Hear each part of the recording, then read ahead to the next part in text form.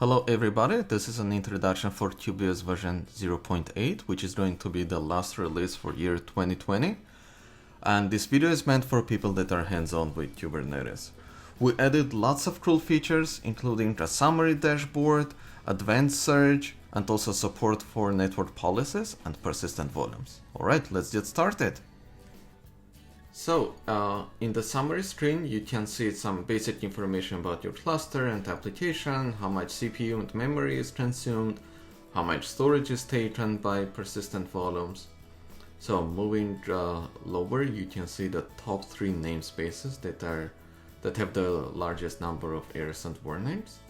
And by clicking on them, it would navigate to the diagram view where you can see the tiles, and there you can drill down and identify why exactly you have those many errors, and you can click on the objects that are causing the error, and you can navigate to the configuration and probably expand and edit whatever it needs to be edited to eliminate the error.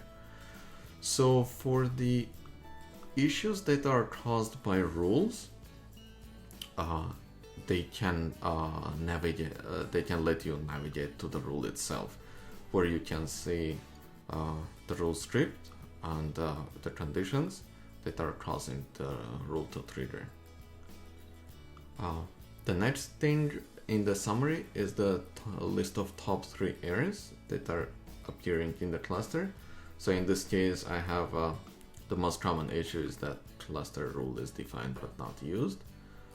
And just like in the regular alerts view, those are clickable links that navigate to the object and also rule as well. The summary screen is a part of the timeline, meaning that as you activate the timeline, your summary screen would also change to that particular time. Finding things in Kubernetes is always a big challenge, so that's why we made the search engine better.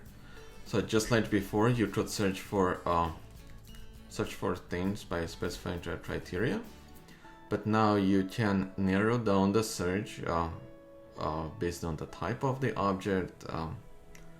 Let's say we can search for pods that are matching those criteria, or roles or indexes.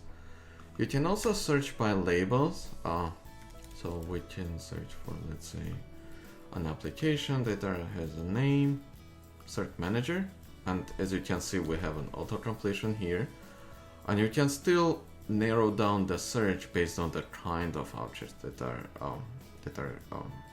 within the cluster. So let's say you can search for pods that have a label set, or a replica set, or a role, something like that.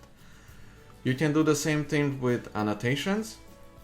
You can also search for objects that have some errors or objects that do not have errors. You can do the same thing with word names. And you can also search for objects that have a marker defined. So those are the markers that are programmable within the rules engine. So you can write your own rules to tag objects. And you can use combination of any of those to find things that you're looking for.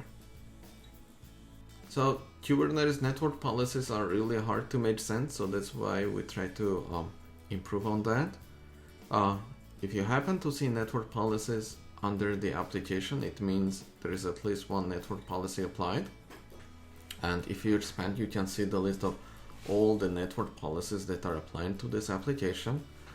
On the top level though, you can see the complete compiled view of the policies that are relevant to this app. So you can see the ingress that's allowed, and the egress rules as well.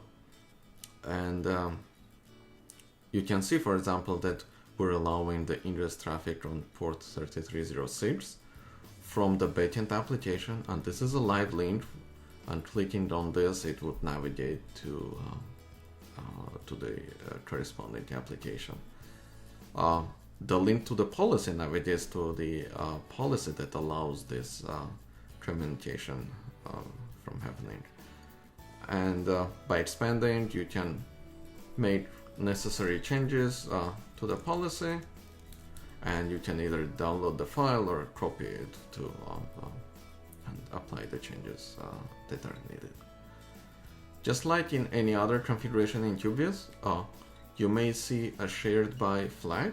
It means this particular policy is used across different applications. So for example, the policy to deny traffic, to deny ingress traffic, is used within the loader application and also the backend application. So if you were to make changes to this policy, it would affect other apps as well. So just be careful.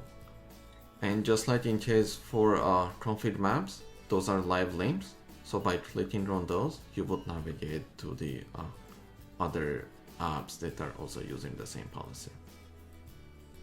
The storage object now includes a high-level summary of how much capacity is used and how many volumes are there within the cluster. If you can drill down and see the breakdown by individual storage classes, and you can also drill down even more to see configuration of individual persistent volumes as well.